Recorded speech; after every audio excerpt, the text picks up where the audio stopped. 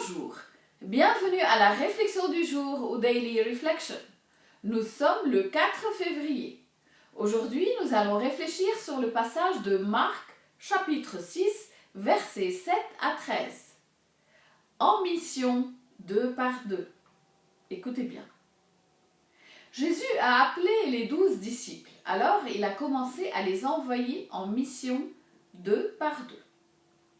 Il leur donnait autorité sur les esprits impurs, et il leur a prescrit de ne rien prendre pour la route, mais seulement un bâton. Pas de pain, pas de sac, pas de pièces de monnaie dans leur ceinture. Mettez des sandales, ne prenez pas de tunique de rechange. Il leur disait encore, quand vous avez trouvé l'hospitalité dans une maison, restez-y jusqu'à votre départ. Si, dans une localité, on refuse de vous accueillir et de vous écouter, partez et secouez la poussière de vos pieds. Ce sera pour eux un témoignage. Ils sont partis et ont proclamé qu'il fallait se convertir. Ils expulsaient beaucoup de démons, faisaient des onctions d'huile à de nombreux malades et les guérissaient. Jésus a envoyé ses apôtres en mission 2 par 2 en binôme. Pourquoi? Parce que, comme l'a dit un jour un homme sage, 2 valent mieux qu'un. Ecclésiaste 4, 9. 2 hommes travaillant ensemble seront capables de travailler plus efficacement et de faire plus de travail que 2 hommes seuls. Mais plus que cela, ils peuvent se soutenir mutuellement, surtout sur le plan spirituel. Travailler dans le champ de Dieu est un travail difficile, pénible, voire risqué, qui pourrait faire trébucher les missionnaires. Cependant, comme l'a dit le même sage, si l'un d'eux tombe, l'un peut aider l'autre à se relever. Ecclésiaste 4, 10. Une autre raison de servir à 2 est sans doute que Jésus voulait que les gens apprennent à travailler ensemble. D'une part, cela éviterait le risque que les missionnaires individuels ou solitaires aient un ego gonflé.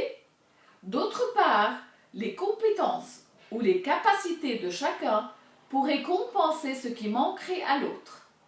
L'Église primitive a pris ce conseil au sérieux et, à de rares exceptions près, aucun des apôtres ne travaillait seul.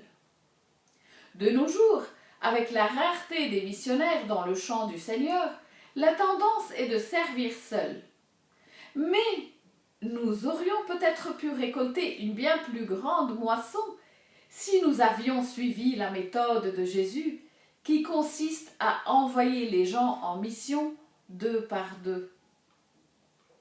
Ce conseil est bon, non seulement pour le missionnaire, mais aussi pour le chrétien croyant. Suivre le Christ peut également être une tâche difficile. Le chemin qui mène à la vie est après tout étroit. Matthieu 7, 14. Et le fait d'avoir un frère ou une sœur spirituelle partageant les mêmes idées, qui nous accompagnent dans notre cheminement, peut faciliter notre mission.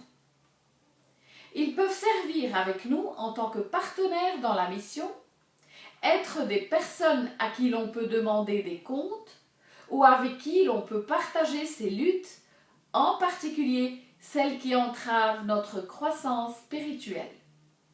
Une fois que notre foi a grandi au point que nous aimerions la partager avec d'autres, avoir un partenaire avec nous nous aidera à acquérir la confiance nécessaire pour le faire.